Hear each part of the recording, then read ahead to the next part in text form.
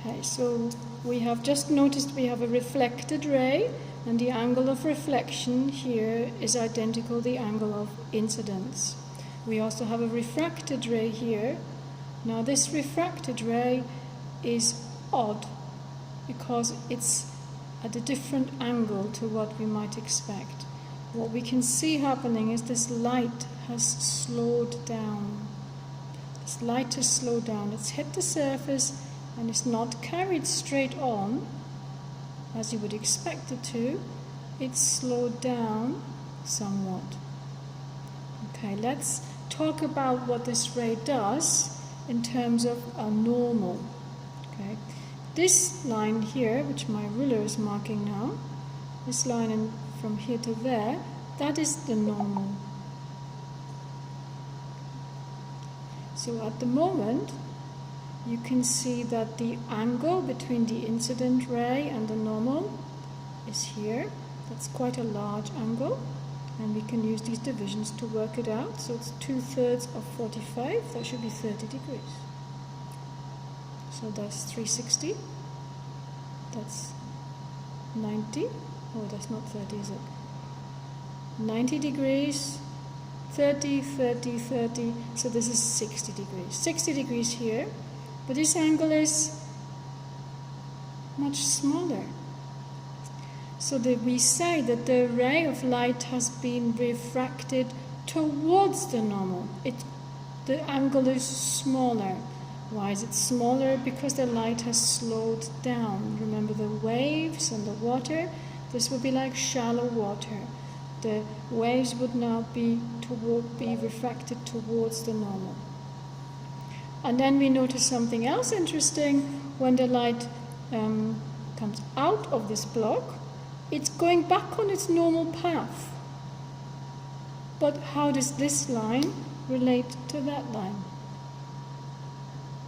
So now the light is traveling through the air, so it will speed up again. And speeding up means it refracts away from the normal again. Remember R and R, speed away, it's away from the normal.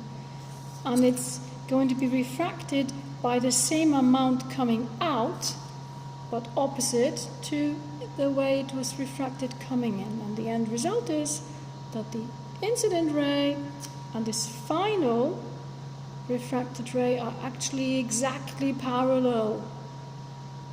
Exactly parallel lines. Fast, slow, fast. Little bit reflected.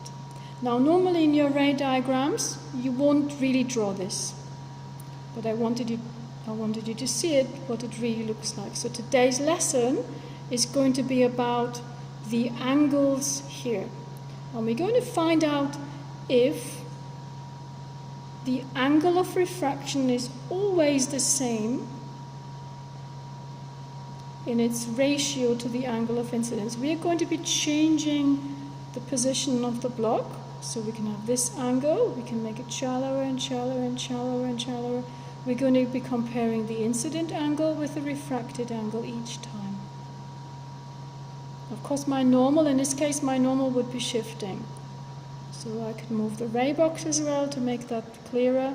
So if the ray box is hitting at a shallow angle, oh, there's no refraction at all. Okay, so it's deeper. From this angle onwards we have refraction.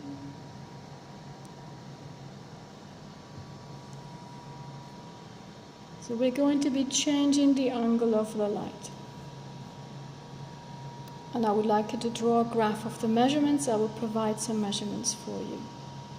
What I'd like you to notice is what happens if the incident ray is at right angles to my glass block. So here's my incident ray there, and my glass block is exactly at right angles. What do you notice about this ray? Can we see any diffraction? Refraction? No, we can't see any refraction. We think we cannot see any refraction because the line is still straight, the ray is still in a straight line.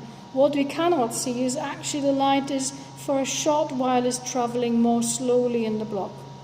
So it's traveling fast, slows down, travels fast again.